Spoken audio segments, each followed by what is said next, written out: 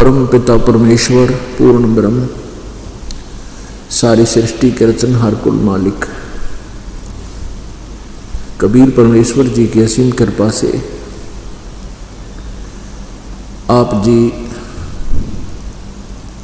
सत्संग के अंदर आ पाते हो।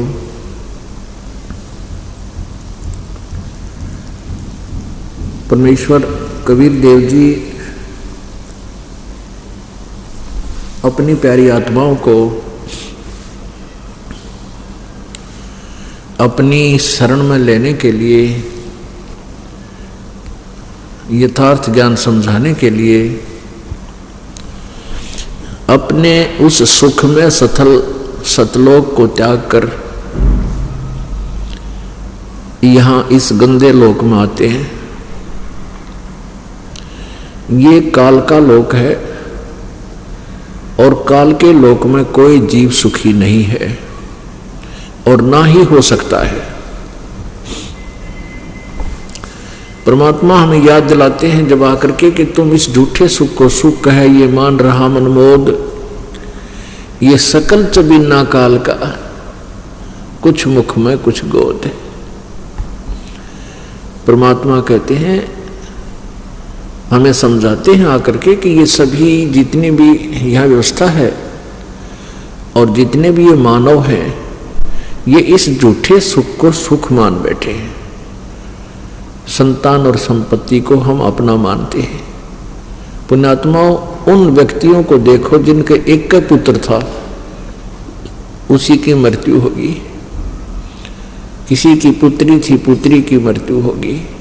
अब जिसको हम अपना मान बैठे थे, जिसके ऊपर हम आसक्त थे और खुशी मनाई थी पुत्र उत्पत्ति होने की, पुत्री उत्पत्ति होने की, जन्म होने की, तो वह खुशी क्या थी? जब पुत्र हुआ तो खुशी मनाई, बेटी हुई तो आनंद हुआ, लेकिन जब मृत्यु को प्राप्त हुए और जब मृत्यु को प्राप्त हो गए फिर टक्कर मार कर रोए, तो काल ने हमें बहका रखा है या मूर्ख बना रखे हैं।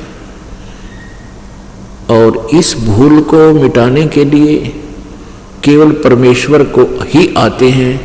बाकी यहाँ कोई संत आते हैं, परमात्मा की कृपा जिन पर नहीं होती, वो अच्छी आत्माएं होती हैं, वो काल के हत्थे चढ़ जाते हैं और काल फिर उनको अपने दूतों के माध्यम से मिसगाइड करके, उनको गुमराह करके अपनी ही महिमा और झूठे ज्ञान के प्रचार में व्यस्त कर देता है। जैसे आप देखते हैं ये जितने भी पंथ चले हुए हैं, जैसे राधा स्वामी पंथ,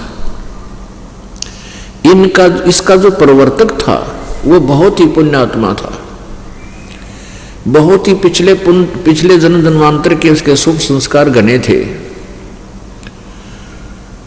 और वो काल के हाथ से चढ़ गया। उन्होंने न तो कोई गुरु बनाया और परमात्मा के पाने की तड़फ गनी थी, अपने आप मनमुखी हठ योग करने लग गया। सदग्रंथों को पढ़ के उनमें से आप पे निष्कर्ष निकाल के 17-18 वर्ष एक बंद कमरे में रह रहकर उसने हठ योग किया। हठ योग करने से सिद्धियां आ जाती हैं, कुछ पिछले पुण्य की कमाई साथ होती है, जिस कारण से उस व्यक्ति के द्वारा कुछ एक व्यक्तियों को लाभ भी हो जाता है। उसकी वचन में शक्ति भी होती है, मीठा सुरीलापन भी होता है। अपने आप ये पुण्यात्मा जो अन्य जो श्रद्धालु होते हैं वो भी पुण्यात्माएं होती हैं, जो परमात्मा की तलाश में घूम रही होती हैं, तो वो उसके चिपक जाती हैं। वो कैसे चिपक जाती हैं? जैसे पतंग दीपक को अच्छी वस्तु जानकर उसके चिपक जाता है और जल के मर जाता है। तो ये जितने भी उनके अनुयायी हैं, ये उनको अच्छी वस्तु यानी परम धनी संत मान के उनसे चिपक गए, क्योंकि उनको वो अच्छी वस्तु लग रही। उनका स्वभाव है संत के दर्शन करना, संत के विचार सुनना, उनके बस की बात नहीं, वो अवश्य जाते हैं, विवश हैं। जो पुण्यात्मा पिछले जन्म जन्मांतर से भक्ति करती हुई आ रही है। उस स्वभाववश वे वहां चिपक गए। अगर वहां से वापस नहीं हटेंगे तो वहां सभी जलकर मरेंगे। जलकर मरने का तात्पर्य वो पशु योनि में जाएंगे, पशु पक्षी बनेंगे, 84 लाख योनियों में जाएंगे या प्रेत बन जाएंगे। क्योंकि श्री शिवदयाल जी राधा स्वामी पंथ का प्रवर्तक भी भूत बन गया। उसकी जो पूरा जन्म की बैटरी चार्ज थी, शुभ संस्कार थे, वो तो खत्म हो गए, दुनिया को आशीर्वाद दे दिए गए। और भविष्य की कमाई उनकी थी नहीं, क्योंकि मंत्र गलत थे। ये 500 नाम काल के हैं, इनसे बैटरी चार्ज नहीं होती, भूल भुलैया कर रखिए। तो उन्हीं के जीवन चरित्र में प्रमाण है कि शिवदयाल जी अपनी मृत्यु के उपरांत अपनी शिष्या बुक्की के अंदर प्रवेश करके बोलते थे और उसी तरह हुक्का पीते थे जो पहले पिया करते बुक्की अपनी शिष्या में, और उसी तरह रोटी खाते थे। वह रोटी बनाती बुक्की आप पर और उसी में वो भूत बैठ कर शिवदयाल जी खाता था और हुक्का पीता, पलंग पर बैठ कर डट के, क्यों पुरानी आदत थी, उसी तरह वहां बैठ जाता। तो ये प्रेत बन गए। तो ये थी अच्छी आत्माएं और ये चढ़गी काल के हाथ में इनका दुरुपयोग कर लिया और फिर इनको पटक दिया ठाके। ये जो काल भगवान है जिसको आप जी ब्रह्म मानकर पूजा किया करते थे, ये 1 नंबर का विलियन समझ लो। ये खलनायक है। अपना उल्लू सीधा करने के लिए कोई भी हथखंडा ये अपना सकता है और इन पुण्यात्माओं को मिसगाइड किए हुए है। आज तक आप जी पिछला इतिहास दिखा रहा है ये दास आपको अपने ही सदग्रंथों में सब कुछ लिखा हुआ है, लेकिन हमारे तक वो ज्ञान नहीं आने दिया। और ऐसे महर्षि की पदवी उनको हमने दे रखी थी जो कति अज्ञानी लोग थे। हम उनको महर्षि मानते थे, बड़े वेद के वेता मानते थे और वो जानते को ना कह भी नहीं जानते थे आध्यात्मिक मार्ग का। तो इस काल के जाल में सभी प्राणी महादुखी हैं, महादुखी।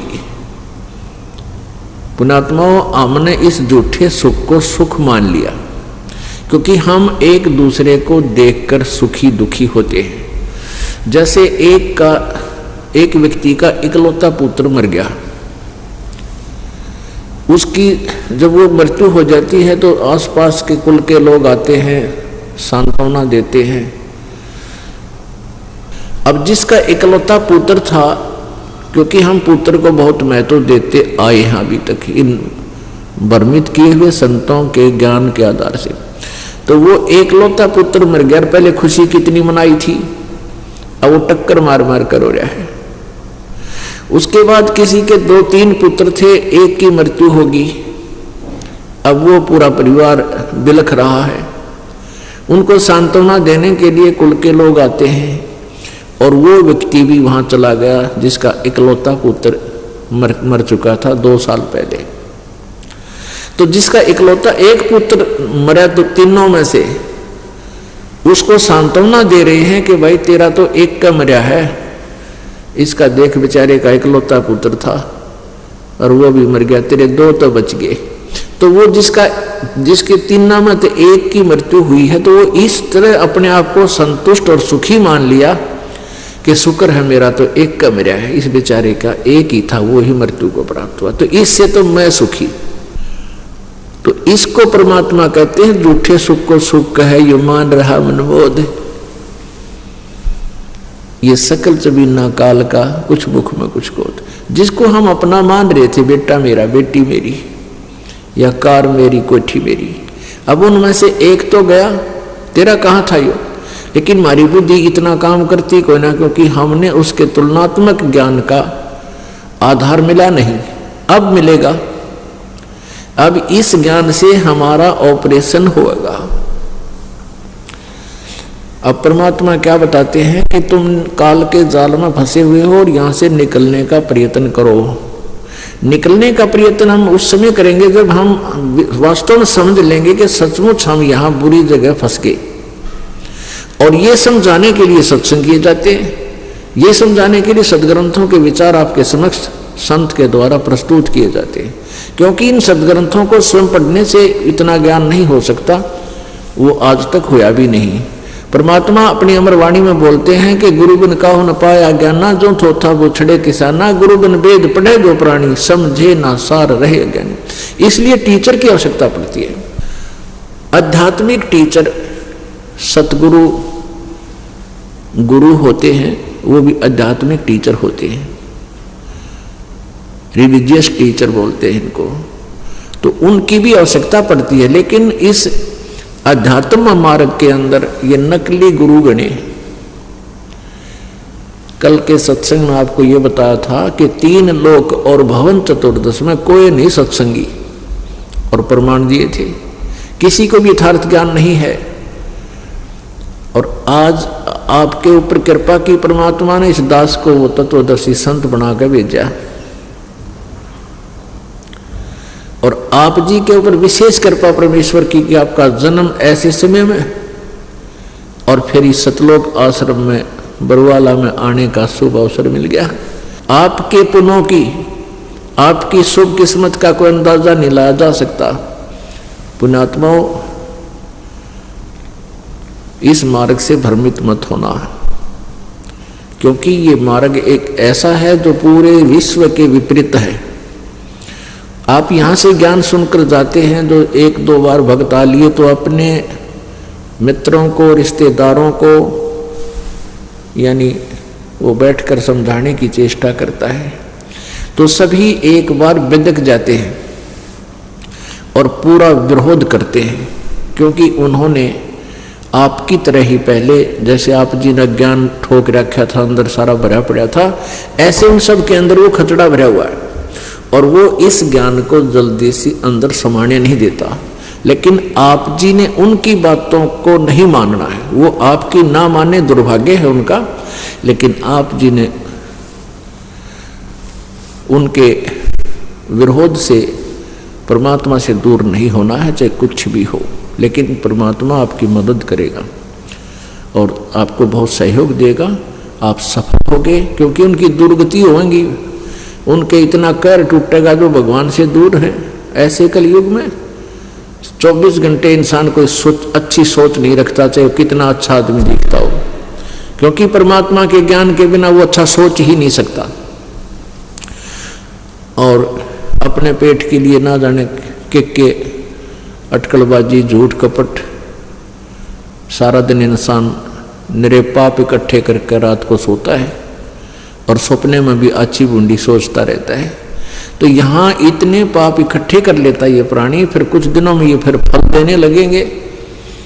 और आप जी शुभ ही कर रहे हो, क्योंकि आप जी को इतना सिलेबस दे दिया जाएगा। यहाँ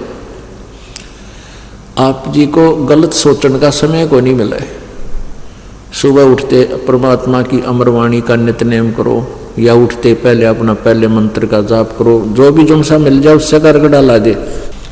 रात को आपकी आंखें खुल गई, नींद भंग होगी किसी कारण से, तो उसी समय सांस का सिमरण लेटा लेटा कर ले, बैठ कर ले, चलता कर ले। और मंत्र वो प्रथम मंत्र में जो दे रखे आपको उनको कर ले। कोई सा भी मिल जा, याद आ जाए, उससे न शुरू कर दे। और फिर दोपहर के बाद रामायणी, अशोक निकंदन रामायणी, शाम की संध्या आरती, अपना फिर बाकी दैनिक कार्य अपना जो कर्तव्य कर्म है वो भी करते रहें और परमात्मा को याद रखें। तो आप जी को इतनी आवश्यकता, इतना समय नहीं मिलेगा कि आप किसी की बूंदी सोच सको, किसी का बुरा सोच सको। और फिर भगवान की वाणी से, भगवान के ज्ञान से डर हो जाएगा आपके गात में। आप सत्कर मान लेना, जब तक ये प्राणी भगवान से भय नहीं मानेगा ये अच्छे काम नहीं कर सकता। और भय जब मानेगा तो ये शाना हो जाएगा, ये थोड़ा सा मैच्योर इसका माइंड हो जाएगा। जैसे छोटा बच्चा होता है, वो छोटा बालक अग्नि में भी हाथ दे देता है, नाले में गिर जाता है, कोई नंगा तार हो बिजली का उसको भी पकड़कर और मृत्यु को प्राप्त हो जाता है, क्योंकि उसको डर को नहीं। डर क्यों को नहीं? क्योंकि उसको ज्ञान नहीं। तो ऐसे ही जब वो बच्चा बड़ा हो जाता है तो हर चीज को से समझने लग जाता है, उसके गुण अवगुणों से परिचित हो जाता है, तो फिर उससे वो डरता है। तो दास ये चाहता है कि मानव समाज परमात्मा के विधान से परिचित हो जाए, फिर ये गलती नहीं करे, फिर ये कोई जुल्म नहीं करेगा, चाहे लाख करोड़ रुपये दर दे, कोई आगे ठोकर मार देगा कि शर्मा मारूंगा 1 लाख रुपया निकल न कीड़े पड़ जाए, शर्मा कुत्ता बनूंगा, गद्दा बनूंगा, या माया यही रह जाएगी। कहते हैं रति कंचन पाया नी रावण चलती बार। रावण के पास इतना सोना था कि उसने सोने की ईंटें बढ़वा कर महल बना रखे थे, लंका यानी अपनी नगरी बना रखी थी, और मृत्यु को प्राप्त हुआ, कुत्ते वाली मौत गया कि निरे खोटे खोदे। जिसके पास अधिक माया है वो उसकी शत्रु है, वो उसकी पूरी दुश्मन होती है। परमात्मा ने इसके बारे में कहा कि दान माया दुख भंजनी और संचित है दुख मूल।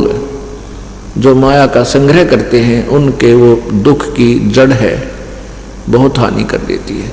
तो इसलिए जब हमें ज्ञान हो जाएगा कि इस माया का हम करेंगे क्या, और ठीक है परमात्मा ने जो हमारी पूरे जन्म के संस्कार में लिखा है, माया दी है, तो उसका सदुपयोग करें, दुरुपयोग नहीं करें, परमात्मा की भक्ति अधिक करें।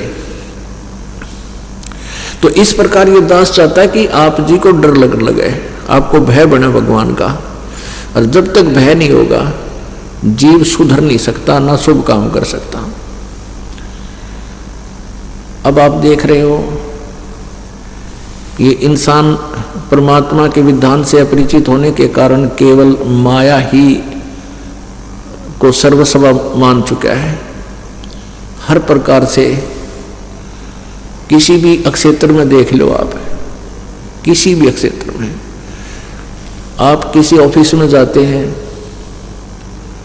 कोई भी रिश्वत के बिना कलम नहीं उठाकर राजी, इतना गिर गया सतर इंसान का। और उनके घरों में देख ले फिर के सुख हो रहा है, बिरान माटी, किसी की बेटी छोड़ दी, किसी की विधवा होगी, किसी का कैंसर है, किसी का और बीमारी है, कोई और समस्याएं पैदा, कोई जीव सुखी नहीं, क्योंकि हम अपने आप अपने भविष्य के मार्ग में कांटे बो रहे हैं, फिर उन पर चलना भी हमने ही पड़ेगा। तो इस प्रकार ये ज्ञान जब होगा, हाथ नहीं लाओगा, ये प्राणी कति जहर समझ लेगा, विष। और जो 2 नंबर का काम करके रिश्वत आदि ले करके अपने परिवार का पोषण करते हैं, उन व्यक्तियों को, अपने परिवार को, उनकी ऐसी दशा हो जाएगी विष देने की आवश्यकता नहीं पड़ेगी। यानी वो विष दे रहा है, वो ऐसे आहार करवा रहा है, जो ऐसे पैसे इकट्ठे कर रहा है। तो इस बुराई से मानव को उल्टा हटना होगा। माया हम किस लिए इकट्ठी करते हैं? माया को संग्रह करने का उद्देश्य क्या होता है कि बढ़िया कार लूं, बढ़िया कोठी बनाऊं, और फिर बेटी बहनी है, बेटी के विवाह में दहेज देना पड़ेगा, घना खर्चा करना पड़ेगा। तो हमने यह दहेज की बीमारी लाली इसी ने खत्म कर दिया, जो जड़ है सारी दुख की। इस दहेज को ही हम बंद कर दें। देखना फिर परमात्मा कैसे रजा करते हैं। और ये लंबी लंबी कोठियां ना बना करके अपना ऐसा झोपड़ा गाल लें, इसी इतना मकान बना लें जिससे आपका टाइम पास हो जाए। परमात्मा के ज्ञान पे आधार होने के बाद आपको यह बात समझ में आएगी। एक रंका बंका नाम के 2 पति पत्नी थे। रंका पति का नाम था, बंका उसकी पत्नी का नाम था।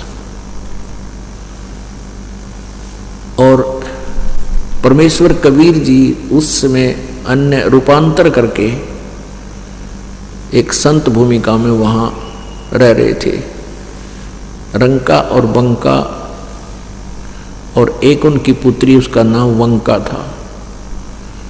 उन तीनों ने उपदेश ले रखा था। उधर से नामदेव जी, महाराष्ट्र के अंदर श्री नामदेव जी ने भी उन्हीं परमात्मा यानी गुरु जी से उपदेश ले रखा था। रंका और बंका ने एक झोपड़ी डाल रखी थी। पहले तकरीबन झोपड़ी ही डाला करते थे, इतनी ही व्यवस्था थी, इतना सिंपल लिविंग था प्रत्येक का। और ज़्यादा ही गरीब थे, यानी निर्धन ज़्यादा थे। लकड़ियाँ काट तोड़कर लाते थे जंगल से, उनको बेचकर अपना आहार करते थे, गुजारा करते थे, अपना निर्वाह किया करते थे। एक दिन नामदेव जी ने कहा, गुरुदेव आपके भक्त बहुत दुखी हैं, उनको कुछ धन दे दो, बहुत निर्धन है, जंगल में जाते हैं, उनका सारा समय लकड़ियां लाने लूने में व्यस्त खराब हो जाता है और बहुत दुखी हैं, शरीर पर कपड़े भी अच्छे नहीं हैं उनके। परमात्मा ने कहा, बेटा वो, गुरुदेव ने कहा कि बेटा वो माया नहीं चाहते। नामदेव जी ने कहा, ना जी चाहते क्यों ना, वो तो दुखी बहुत हैं, आप कृपा बख्शोगे तो वो जरूर चाहेंगे, आप दोगे तो वो लेंगे ही लेंगे। परमात्मा बोला, चल आज उनको माया देते हैं। परमेश्वर कबीर जी ने क्या किया, कुछ गहने ले लिए, सोने के, ये हाथ के कड़े, काना के, नाक के अच्छे बहुत ज़्यादा, कुछ चांदी के। रंका और बंका लकड़ी ले आन लाग रहे थे, लकड़ी तोड़कर जंगल से आ रहे थे और के रास्ते में परमात्मा ने वो गहने डाल दिए, जेवरात आभूषण डाल दिए, और आप छुप के एक झाड़ी के पीछे, नामदेव भी साथ में था। आगे आगे रंका आ रहा था और बंका थोड़ी पीछे थी, 200-300 फुट की दूरी पे। अब रंका ने देखा कि आभूषण पड़े हैं, ना जाने किसके गिर गए होंगे बेचारे के, और उसने सोचा कि मेरी पत्नी आ रही है, और औरत जो है आभूषण को बहुत महत्व देती है, पसंद किया करती है, और कहीं इसकी नीयत खराब ना हो जाए और ये अपने कर्म ना बिगाड़ ले, गहने उठा ना ले, इसलिए पैर के साथ उनके ऊपर मिट्टी डालने लग गया, लकड़ी सिर पे, और पैर से रेत उसके ऊपर उछालने लग गया। तो बंका ने देखा कि तेरा पति को क्या हो गया। उसने देख लिया कि तो गहनों के ऊपर मिट्टी डाल रहा है, उद्देश्य भी समझ गई वो कहने लगी कि चलो चलो आप चिंता ना करो, क्यों मिट्टी पर मिट्टी डाल रहे हो, चलो क्यों मिट्टी पर मिट्टी डाल रहे हो। अब वो चल पड़ा, अब इसने देख तो लिए ही भी कर लेगी जैसा करेगी, तो वो भी चली गई, उठाया नहीं उन्होंने गहना।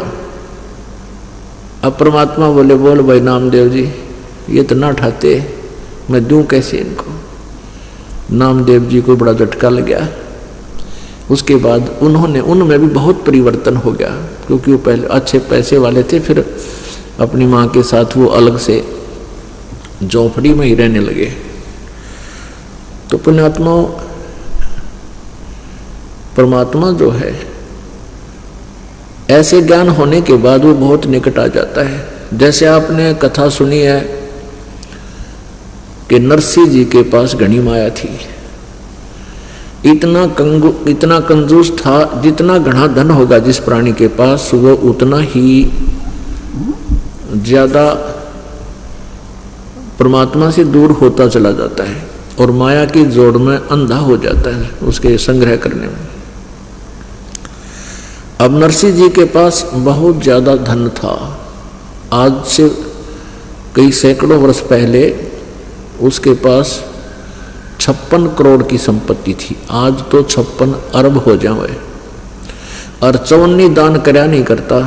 परमात्मा ने ऐसी लीला की, एक ब्राह्मण रूप बनाया, और उससे जब वो सेठ जी गंगा घाट पर स्नान करने गया हुआ था, वहाँ उससे दान दक्षिणा मांगी और वो मना कर गया। फिर आखिर में 1% देने की स्वीकृति दी, और वो भी कहा कि मेरे घर पर आ जाना, ब्राह्मण वहाँ दे दूंगा। तो परमात्मा वहाँ भी चले गए। कहने का भाव ये है कि उसको उस माया से निकालना था। अब एक दिन परमात्मा ने नरसी रूप बना के और नरसी के घर पहुंच गया और नरसी चला गया बाहर सैर सपट्टे करने घूमने के लिए। सुबह सुबह वापस आया तो उसने देखा कि एक नकली नरसी अंदर विराजमान है और उसने सब नौकरों से कह दिया कि एक बहुरूपिया, वो ब्राह्मण है ना, वो बहुरूपिया है जो टका मांगने आता था, आज वो मेरा रूप बना कर आएगा, उसको भगा देना यहाँ से। तो वो परमात्मा अंदर बैठ के नरसी रूप बनाकर, नरसी ओरिजिनल आया तो नौकरों ने धक्का देकर भगा दिया कि तू झूठा कपटी व्यक्ति है, पीछे क्यों पड़ा हुआ है, चला जा, तुझे पीट देंगे। तुम्हारा सेठ अंदर बैठा है। तो नरसी ने फिर कोर्ट में अर्जी लगाई। वहाँ कोर्ट में भी पूछताछ के दौरान परमात्मा ने सारी ही हिस्ट्री बता दी उस घर की, कित के रखा है, बही में क्या लिखा है। नरसी नहीं बता, ओरिजिनल नहीं बता सका अपने घर की सारी स्थिति को। तो ओरिजिनल को तो रिजेक्ट कर दिया कोर्ट ने और डुप्लीकेट जो भगवान थे यानी दूसरे नरसी का रूपधार, उनको मालिक सिद्ध कर दिया। तब वो नरसी मत्थे पर हाथ रख के बैठ गया जंगल में जाकर, बाहर वन में, बनी में। तब वहां गए परमात्मा और कहने लगे, बोल भाई नरसी भगत, या माया तेरी थी या मेरी? नरसी बोला, या थी तो मेरी, पर तू मेरा नहीं, कुल से जन्म का दुश्मन है मेरा, आज तने आड़े पली। परमात्मा बोले, ना, यह तेरे भूल है बालक, यह पहले भी ना थी तेरी और आज भी नहीं है तेरी, यह मेरी ये थी। तब उसको पूरा ज्ञान समझाया। आज तू इब के करेगा इस माया का, ले लेने, लेकर दिखा, इसमें एक ग्राम ले ले, एक टका लेकर दिखा दे, तू अपनी मान रहा था नालायक। काया तेरी है नहीं, यह माया कहां से हो? चरण कमल में ध्यान रख, इन दोनों ने खो। फिर वो समझ गया, अक भैया बात तो कुछ और है।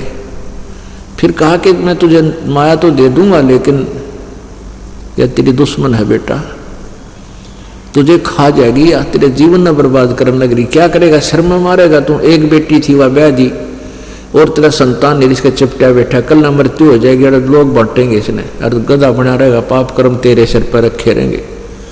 उसी दिन से न बोले जी आँख खुल गई मेरी, तय कुछ इस नरक से निकलने का मार्ग बताओ। कि इसने बाट बीमारी ने भंडारे लगा, धर्म कर दे। ठीक जैसे आप कहोगे। तो परमात्मा ने क्या करना था, उस माया का वापस दे दी। अगले तुम अपना कर्म बना ले, ये कर्म बिगाड़े था तुम।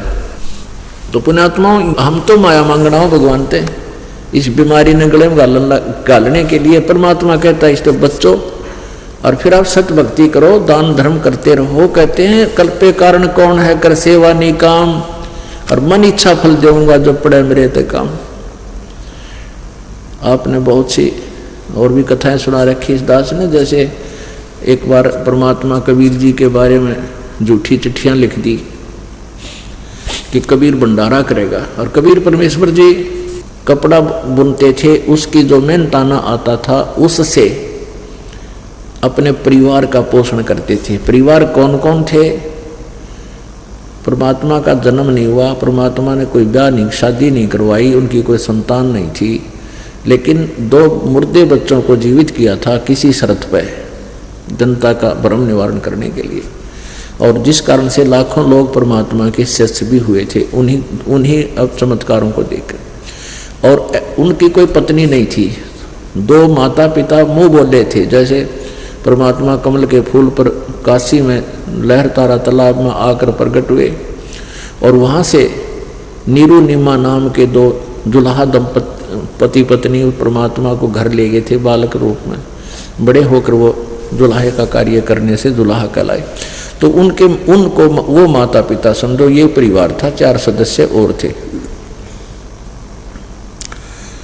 तो उस मेहनताने से वो परमात्मा जो मेहनताना मिलता था कपड़ा बुनने से, उससे जो घर की व्यवस्था के लिए, घर के खाने खर्चे के लिए जो आवश्यक वस्तु थी वो ला करके बाकी का भंडारा कर देते थे, कोई पैसा नहीं रखते थे।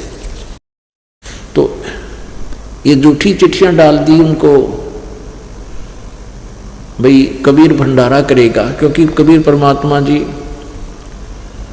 इन नकली संतों ऋषियों ब्राह्मणों के सिर में दर्द बन गए थे, क्योंकि वो झूठा ज्ञान प्रचार करते थे। परमात्मा उनके ज्ञान को काटते थे और सच्चाई बताते थे जो उनके रास नहीं आई थी।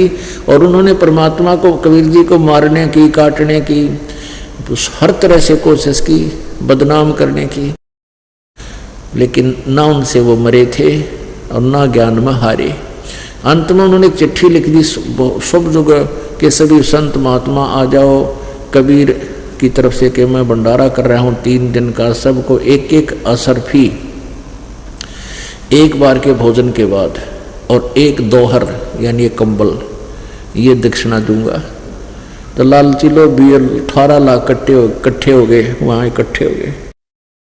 तो परमात्मा ने दूसरा रूप बनाया और केशव रूप बना के, एक बंजारे का रूप बनाकर, एक व्यापारी का रूप बना करके वहाँ आगे और 18 लाख व्यक्तियों का आहार वहाँ करा दिया और 3 दिन तक और बहुत सुंदर सुंदर भोजन कराए। एक असरफी और एक दोहर यानी कंबल उनको दान दिया, जैसा भी पत्र में लिखा हुआ था उन झूठे कपटियों ने। तो परमात्मा कहते हैं कि यदि आप, क्योंकि उन्होंने एक अपनी एक एग्जाम्पल दिया था हमारे को, एक रोल रिहर्सल करके दिखाई थी कि यदि तुम भी परमात्मा पर ऐसा विश्वास करके चलोगे, आपके ऊपर जब कोई आपत्ति आवेगी तब भगवान न्यो मदद करया करे।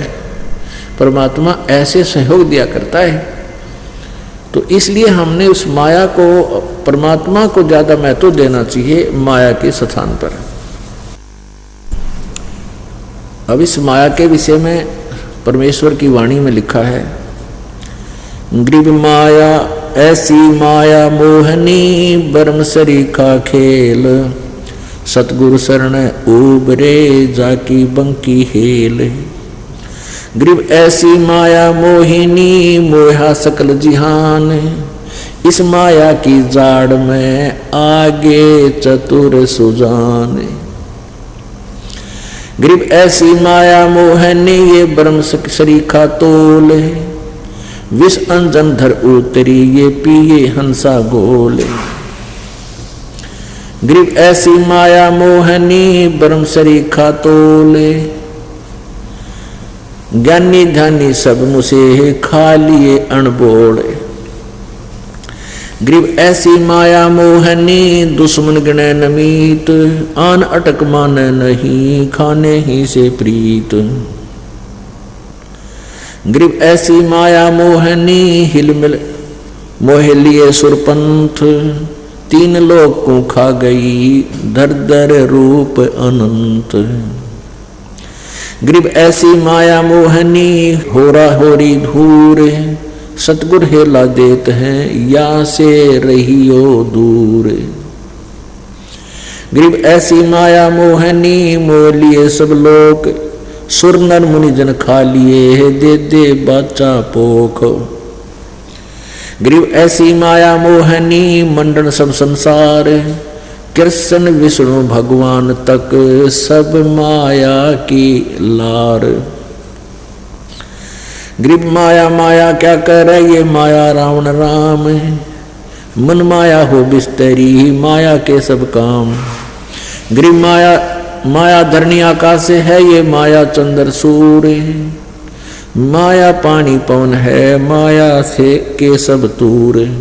ग्रीव माया ब्रह्मा विष्णु है, ये माया शंकर शेष, 5 तत्व गुण 3 लग, ये माया ही परवेश। ग्रीव माया घोर अंधेर है, माया ही उजियार, माया ही की सृष्टि है, माया के आधार।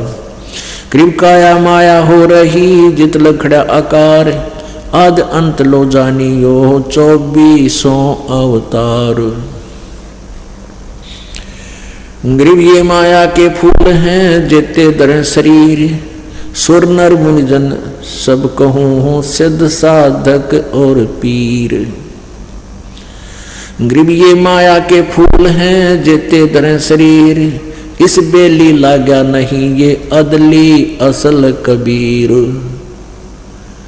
अब यहाँ बता रहे हैं कि ये माया जो है, जैसे हम माया किसको जानते थे अभी तक कि पैसा धन हमें माया मानते थे, नहीं, ये सारा ही माया है। माया का दूसरा अर्थ जाल भी होता है। ये पैसा भी जाल है हमारे लिए।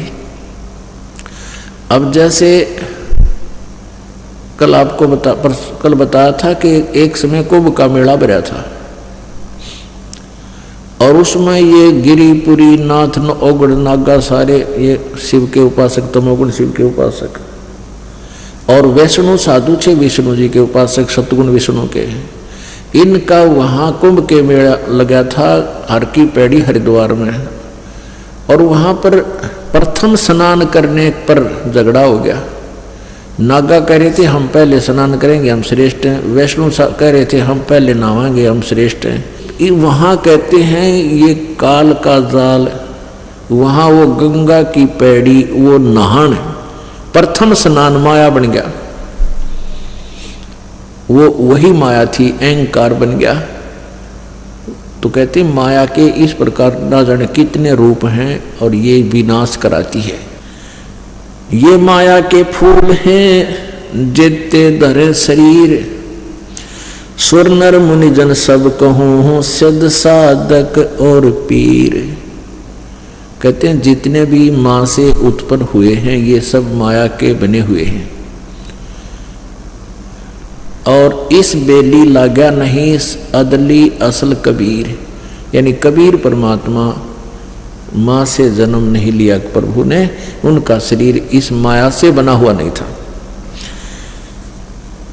ये माया के फूल हैं जेते धरे शरीर, इस बेली लागा नहीं, इस बेल का लगा नहीं, अर्थात इस तरीके से उत्पत्ति नहीं हुई कि कौन है वो अदली असल कबीर। कबीर जी ऐसे जन्म नहीं हुआ माँ से। कहते ना सतगुरु जन्नी जने, गरीबदास जी बता रहे हैं। और जाकर माँ नहीं बाप, पिंड ब्रह्मण से रहित है, नहवा तीनों ताप। गृह माया ही के फूल हैं लाग लाग कुमलाए, ब्रह्मा विष्णु महेश लगिए योनि आवे जावे। अपने आत्माओं यहाँ बात बिगड़ रही थी।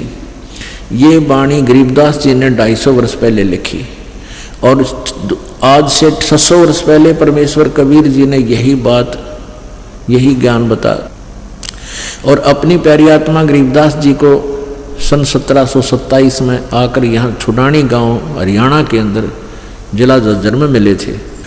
उनको भी अपने ज्ञान से अपरिचित करवाया था, अपना ज्ञान इनमें फीड कर दिया था परमात्मा ने। जैसे एक मोबाइल से दूसरे मोबाइल में कोई भी वस्तु जो मैटर है वो भेज दिया जाता, ऐसे परमात्मा ने अपना ज्ञान, ओरिजिनल ज्ञान जो था 5 सूक्ष्म वेद, गरीबदास जी के अंतःकरण में वो फिक्स कर दिया था।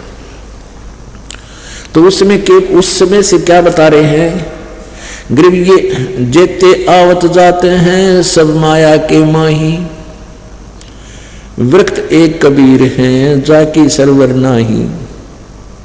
गृह माया ही के फूल हैं लाग लाग कुमड़ाई, और ब्रह्मा विष्णु महेश तक ये योनि आवे जाही। ये वाणी 250 वर्ष पहले लिखी, यानी सन 1727 में, लगभग 300 वर्ष हो गए। और उस समय कोई इस वाणी को अनुवाद करे कि ब्रह्मा विष्णु महेश भी जन्मते मरते हैं, योनि आवे जाई, अन्य प्राणियों की योनियों में भी जाते हैं, तो सिर्फ फड़वाण का काम था। और कबीर परमेश्वर जी ने 600 साल पहले यही कहा था, और 250 वर्ष पहले यह वाणी लिखी गरीबदास जी ने भी यही बोला था। लेकिन हमारे गले उतरी नहीं यह बात, क्योंकि हम अशिक्षित थे, हम सद ग्रंथों से अपरिचित थे। आज परमेश्वर ने रजा की है इस पवित्र भारतवर्ष पे। 1947 में भारतवर्ष स्वतंत्र हुआ, उसके बाद विद्या का एकदम एक बहुत ही युद्ध स्तर पर जो है ना विद्या फैल गई। अग्नि की तरह। इतना एकदम पहले बेटियों को तो मतलब है नहीं पढ़ाने का, लड़के भी ना पढ़ा करते हैं, और फिर एकदम इतना हुआ कि बेटियां भी बूढ़े भी पढ़वा दिए परमात्मा ने, क्योंकि ये ज्ञान समझाना था। पुण्यात्मा, इस अक्षर ज्ञान में हानि गणी है मनुष्य को और लाभ थोड़ा। अब क्योंकि आप जी जो ज्ञान, आप जी ने जो संसारिक व्यवस्था में जो देखा है उसमें तो आप मान रहे हो भाई शिक्षा नहीं करी तो कुछ भी कोई नहीं उसके पास। अब इसलिए आवश्यक है ये शिक्षा कि हम सदग्रंथों को पहचान लेंगे, अन्यथा इस शिक्षा में निरे अवगुण है। आपस में द्वेष चतुरता गणी आएगी, हैं, सद्भावना रही कोई ना, एक फिर अपने अपने अहंकार में चूर हो गए, क्यों दो रोटी जिसने मिल जा, बढ़िया नौकरी हो जा, दो थोड़ा सा व्यवस्था मकान को ठीका बन जा, फिर वो इंसान समाज से भी अलग हो जाता है और भगवान से तो 100 कोस हो लेता है। तो इसमें अवगुण घड़े हैं, फिर भी ये आवश्यक, इसलिए आवश्यक था कि इससे हमने एक वास्तविक वस्तु अपने बच्चों को देनी है, इस बिना हुआ मिला को नहीं। अब से पहले क्या था कि कुछ एक वर्ग शिक्षा ग्रहण करता था, वो वेदों को पढ़ लेता था, जैसा भी उनको कहा गया था, हम संत ग्रंथों को पढ़ो जानो और फिर संसार को बताओ।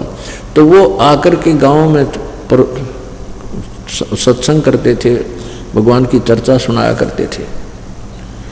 तो अन्य को जरूरत नहीं थी पढ़ने की कि ये जो बता रहे हैं आप सही बोल रहे होंगे, और उनके अनुसार फिर साधना शुरू कर दी, तो यह बिजली न्यों गिरी रही।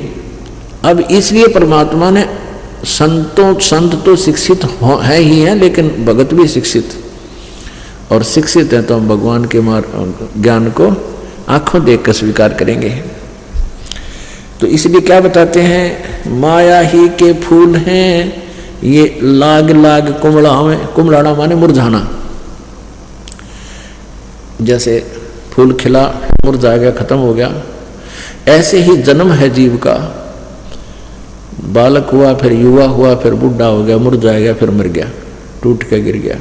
तो कहते माया ही के फूल हैं ये लाग लाग कुमलाई, ब्रह्मा विष्णु महेश लगे ये योनि आवे जाई। ब्रह्मा विष्णु महेश तक भी जन्म और मृत्यु के अंदर है, इनका भी जन्म मृत्यु होता है। ओए होए, 600 वर्ष पहले परमात्मा ने ये बात कही थी, जो आज हमारे सदग्रंथ इसका समर्थन दे रहे हैं।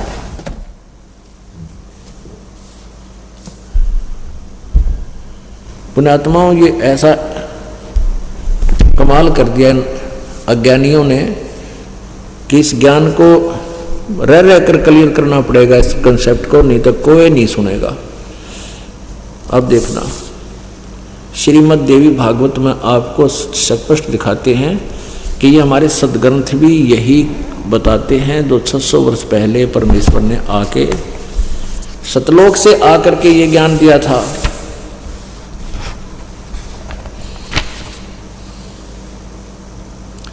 श्रीमद् देवी भागवत सचित्र मोटा टाइप, संपादक हनुमान प्रसाद पोदार, चिमन लाल गोस्वामी। ये कहाँ से प्रकाशित है? प्रकाशक में मुद्रक हैं गीता प्रेस गोरखपुर, गोविंद भवन कार्यालय कोलकाता का संस्थान। इनके फोन और फैक्स नंबर है। 123 नंबर पर आप देख, 123 पृष्ठ पर तीसरे स्कंद में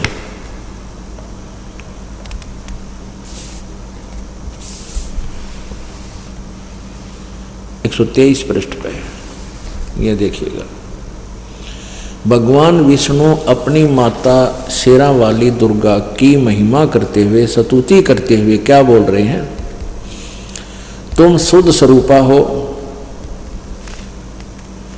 तुम शुद्ध स्वरूपा हो, यह सारा संसार तुम ही से उद्भासित हो रहा है। मैं ब्रह्मा और शंकर हम सभी तुम्हारी कृपा से विद्यमान हैं। हमारा आविर्भाव माने जन्म, और तिरोभावमीन मृत्यु हुआ करता है। हमारा तो जन्म और मृत्यु हुआ करता है। केवल तुम ही नित हो, जगत जननी हो, प्रकृति और सनातनी देवी हो। भगवान शंकर बोले, देवी यदि महाभाग विष्णु तुम्ही से प्रकट हुए हैं तो उनके बाद उत्पन्न होने वाले ब्रह्मा भी तुम्हारी बालक हुए, फिर मैं तमोगुणी लीला करने वाला शंकर क्या तुम्हारी संतान नहीं हुआ? अर्थात मुझे भी उत्पन्न करने वाली तुम ही हो। सिवे संपूर्ण संसार की सृष्टि करने में तुम बड़ी चतुर हो। इस संसार की सृष्टि स्थिति और संहार में तुम्हारे गुण सदा समर्थ हैं। उन्हीं तीनों गुणों से उत्पन्न हम यानी हम सभी ब्रह्मा, रजगुण, सतगुण विष्णु, तमगुण शिव जी, शंकर नियमानुसार कार्य में तत्पर रहते हैं। ये माया के फूल हैं लाग लाग कुमड़ाई। अब ये सूक्ष्म वेद है जिसमें 600 वर्ष पहले, और इसमें गरीबदास जी को ज्ञान प्राप्त हुआ 250 वर्ष पहले, 300 वर्ष पहले। उस समय यही बात कही थी, ये लिखी हुई है आज हमारे पास। तो पुण्यात्माओं, इससे सिद्ध है कि कबीर इज गॉड। कबीर साहेब, कबीर परमात्मा हमारे पूर्ण कुल मालिक हैं और वही विद्वान हैं। और गरीबदास जी उनके शिष्य थे, उनको भी परमात्मा से वो परिचित हुए, परमात्मा का साक्षात्कार किया। तो उन्होंने ये गवाही दे रखी है जो कबीर जी ने ज्ञान बताया।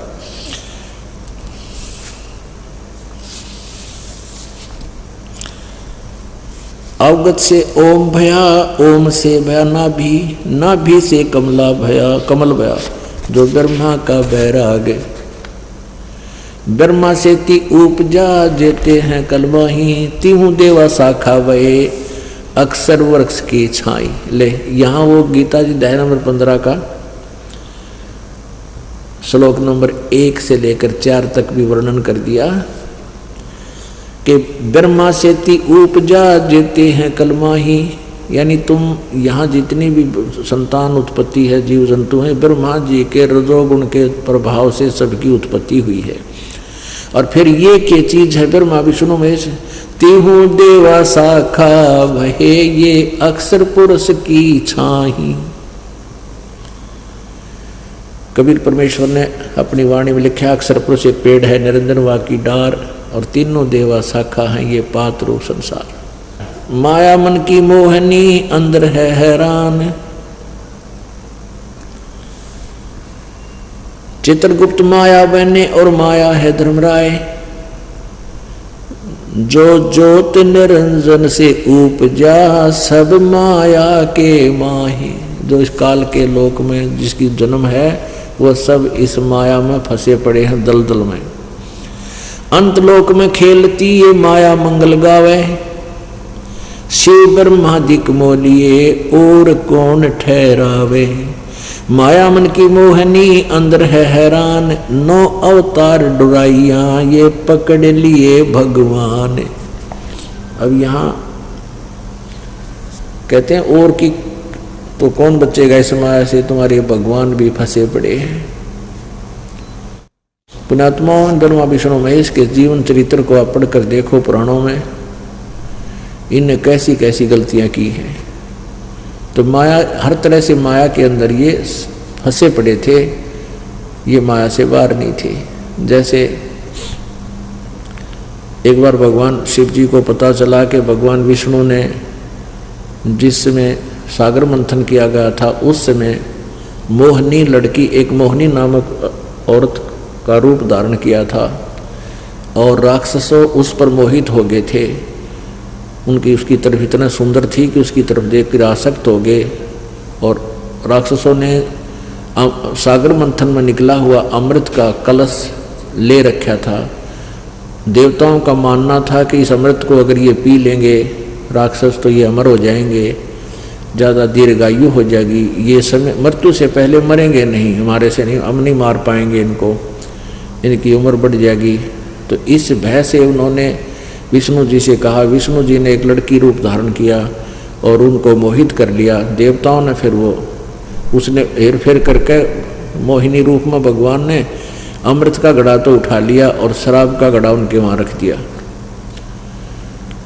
तो शंकर भगवान को पता चला कि ऐसे ऐसे ये सारी कहानी हुई। तो शंकर भगवान ने पहले तो तपस्या की 88,000 वर्ष तक इस वासना को नाश करने के लिए कि मेरे अंदर विषय वासना की जो प्रवृत्ति समाप्त हो जाए, और ऐसा उसने मान लिया। फिर भगवान विष्णु के पास गए और कहा कि मुझे आप अपना वो मोहिनी रूप बनाकर दिखाओ जो आपने सागर मंथन के द्वार समय किया था, लड़की का रूप धारण किया था। मैं नहीं देख पाया क्योंकि मैंने विष ग्रहण कर लिया था, मेरे दिमाग में नशा बन गया था। अब लंबा ना करके कि विष्णु जी ने फिर वो कहा थोड़ी देर डट जा, अभी मैं कैसे दिखाऊं तेरे को, मुझे शर्म लगती है, ऐसे कह करके और अंदर चले गए। उधर से अंतर ध्यान होकर के जंगल में सामने एक लड़की का रूप धारण कर लिया। और फिर वो भगवान विष्णु शिव जी जो है उस लड़की के पास साथ चल लग गए और वहाँ चले गए, अंदर गहरे, वहाँ जाकर के हाथ पकड़ लिया बदनीयत से। और उधर से 88,000 वर्ष तप करके आए थे कि मैंने वासना को जीत लिया, मेरे में रही कोई ना। परमात्मा कहते हैं विकार मरे मत जानियो जो भूगुड़ में आएगे। ये तो इस सतनाम से, सच्चे नाम से, भगवान की भक्ति से नाश होगा इनका। इन बनावटी हठियों की बकवादा तो नहीं होता। ये तो ऐसे शांत हो जाते हैं जैसे भूगुड़ यानी राख में अंगार दाब रखा हो और ऊपर हाथ ला के देखे तो कति ठंडी लगे है। जब उसको उठ निकालने की चेष्ट राख ने छेड़े ना करेड़ा तो न्यो का न्यो चमकता हुआ अंगार पावे। कहते हैं विकार मरे मत जानियो जो भूगुड़ में आएगे। तो यहाँ बताते हैं परमात्मा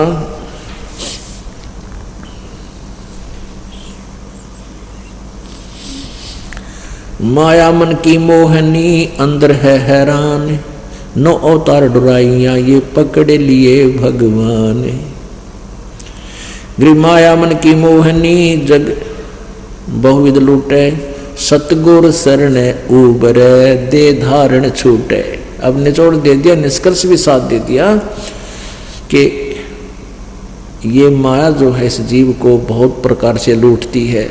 जैसे कौरव पांडव का नाश करा दिया, वहाँ पर राजमाया बन गई, वहाँ पर राज्य ने माया का रूप धारण कर लिया, कटके मर गए। कौरव मर गए, पांडव फिर हिमालय में गड़का मर गए और वो राज यही रह गया और नरक में ठोक दिए गए।